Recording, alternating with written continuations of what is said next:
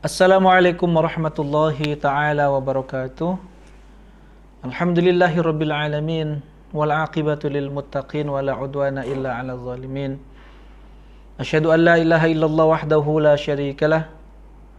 Wa asyhadu anna sayyidana Muhammadan abduhu wa rasuluhu la nabiyya ba'dah. Rabbi shrah li sadri wa yassir li amri wahlul 'uqdatam min lisani yafqahu qawli.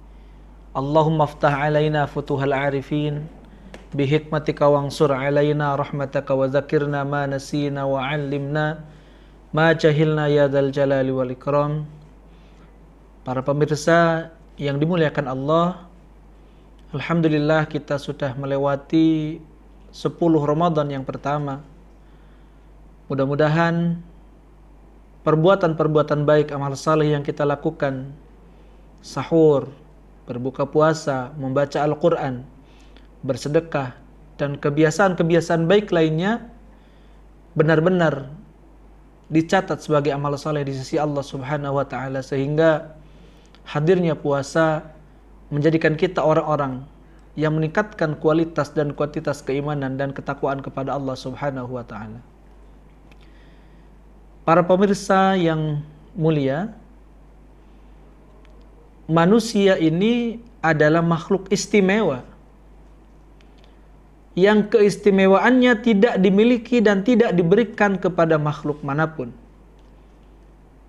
Manusia ini dibekali oleh Allah berupa akal dan nafsu.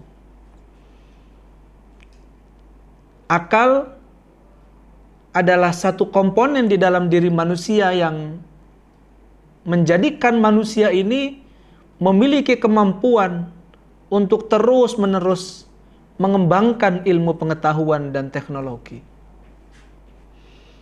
Dengan bekal intelektualitas, dengan kemampuan berpikir, manusia senantiasa melakukan banyak perubahan.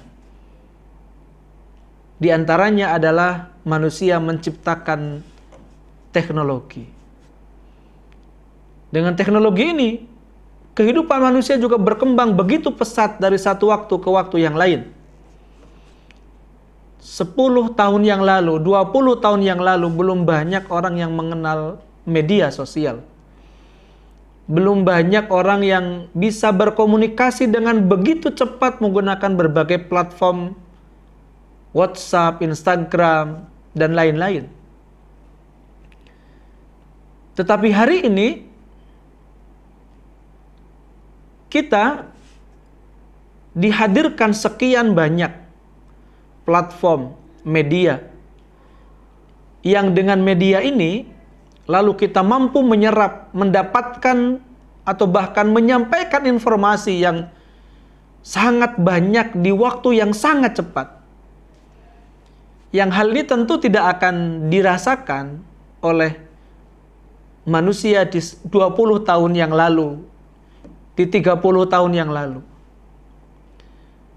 Hanya saja kemudian, apapun yang dihasilkan manusia, selalu saja ada sisi positif dan ada sisi negatif di sisi yang lain.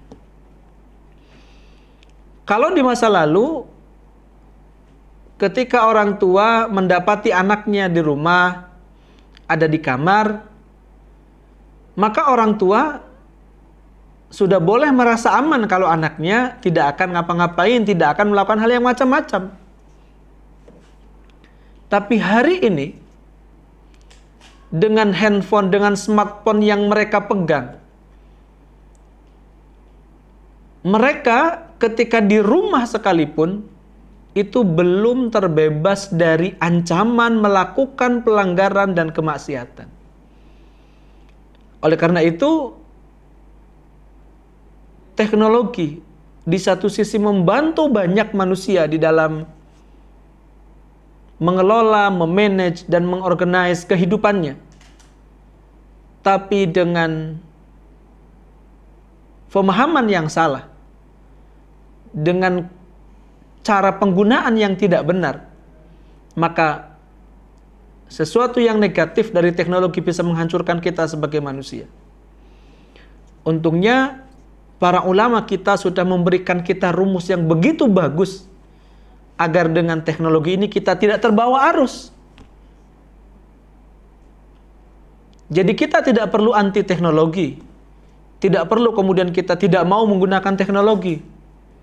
Sebab al-muhafadhatu 'alal qadimis salih wal akhdhu bil jadidil aslah. Kita ini di dalam menghadapi perubahan, ulama memberikan rumus untuk menjaga alal qadimis salih, hal lama yang baik, sesuatu yang ada di masa lalu, tradisi dan lain sebagainya yang baik dipertahankan. Tetapi kita juga tidak anti akan perubahan dengan wal akhdhu bil jadidil aslah. Sebab kalau kita anti teknologi, kita tidak mau adanya perubahan, kita menolak perubahan, tentu kita akan menjadi seperti katak di dalam tempurung, ketinggalan zaman, kurang update, di mana orang-orang sudah berlari begitu jauh, sementara kita masih stagnan di tempat dan tidak melakukan banyak hal. Karenanya dengan adanya teknologi ini, termasuk yang dilakukan oleh LP Ma'arif ini,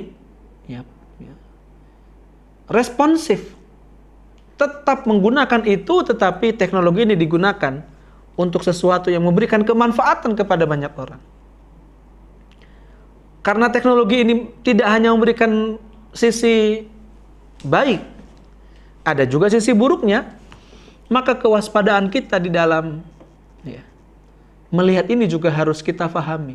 Contoh misalkan, hari ini banyak, terutama mohon maaf, di kalangan-kalangan yang sudah agak sepuh, itu mengira bahwa semua yang mereka dapatkan di WhatsApp group, yang mereka dapatkan di Facebook, itu adalah kebenaran. Yang seringkali ternyata adalah hoax. Yang seringkali ternyata adalah berita bohong yang tidak bisa dipertanggungjawabkan kebenarannya. Oleh karena itu, di dalam kita menerima informasi yang begitu cepat dan deras ini, Al-Quran mengingatkan, in ja'akum fasiqun binaba'in fatabayyanu. Karenanya ketika ada berita, ada broadcast, ada pesan yang kita baca di grup WA, tidak langsung kita benarkan. Tidak langsung kita share ke grup-grup yang lain yang kita ikuti. Grup teman SMA, grup teman SD, grup teman pondok dan sebagainya, tidak. Tapi pastikan dulu apakah berita yang kita dapatkan ini adalah sesuatu yang benar atau tidak. Dan itu sangat mudah dengan smartphone yang kita pegang di tangan kita. Kita cukup googling saja, kita cukup mencari di internet. Sebenarnya berita ini seperti apa? Karena dampak daripada hoax yang terjadi, daripada berita bohong yang tersebar, itu sungguh sangat menakutkan. Fitnah yang pernah dilontarkan oleh seseorang kepada orang lain, itu andaikan diklarifikasi sekalipun, dia tidak akan pernah benar-benar bersih. Ada satu anekdot, ada seorang kiai itu difitnah oleh tetangganya sendiri, oleh jamaahnya sendiri, kalau kiai ini melakukan ABC dan seterusnya. Ternyata setelah sekian lama terkonfirmasi kalau tuduhan itu adalah fitnah semata. Nggak benar ternyata bahwa kiai itu tidak melakukan ABC tadi. Pada akhirnya jamaahnya ini kemudian, tetangganya ini datang ke pesantren meminta maaf kepada kiai. Kata kiai, saya maafkan tuduhan yang salah itu atas yang kamu lakukan. Tetapi saya ingin memberi kamu pelajaran.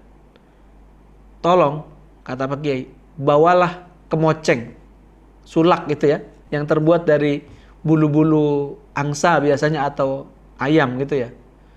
Dibawa pulanglah, kata Kiai, tolong bawa pulang kemoceng ini, sulak ini, nanti satu persatu kamu cabuti sampai kamu ke rumah. Setelah itu tolong balik lagi, kumpulkan semua bulu yang kamu lepas daripada sulak tersebut. Tentu kita tahu dia tidak mungkin akan bisa melakukan itu. Ketika berita bohong sudah tersebar, ketika keburukan fitnah sudah didengar banyak orang, mengembalikan dia pada posisi semula yang tanpa noda, tanpa kesalahan, tentu bukan sesuatu yang mudah. Maka rumus Quran tadi, in ja'akum fasikun binaba'in tabayyun, fatabayyanu, itu harus kita lakukan sebagai ajaran Islam. Tidak serta-merta kita itu kemudian langsung percaya atas semua berita yang kita dapatkan, ya, baik di WhatsApp, di Instagram, maupun di Facebook dan lain sebagainya. Hari ini teknologi begitu canggih, bisa membuat potongan video, bisa membuat peristiwa-peristiwa seolah-olah terjadi seperti itu. Padahal ada orang dengan niat jahat ingin menjelekkan siapa, ingin menghancurkan siapa. Dan orang-orang yang tidak jeli melihat ini, itu seringkali kemudian tertipu oleh berita-berita yang bohong tadi. Maka bijak di dalam melakukan atau menggunakan media sosial ini menjadi sebuah keniscayaan. Kita tidak akan mungkin, ya, mampu mendapatkan manfaat daripada media sosial kecuali kita, ya, menggunakannya dengan bijak. Oleh karena itu, ya, melek literasi, memahami konsep dunia yang sudah berubah ini harus benar-benar kita dalami agar kita ini tidak menjadi korban, semata-mata korban daripada ganasnya informasi yang ada di media sosial. Apalagi di bulan Ramadan, di mana kita tahu bahwa, ya, tangan kita, mulut kita, mata kita, pendengaran kita, semuanya akan dimintai pertanggungjawaban di hadapan Allah Subhanahu wa Ta'ala. Maka berhati-hatilah, bijaklah di dalam kita menggunakan media sosial. Demikian dari saya. Terima kasih atas perhatiannya. Wassalamualaikum warahmatullahi wabarakatuh.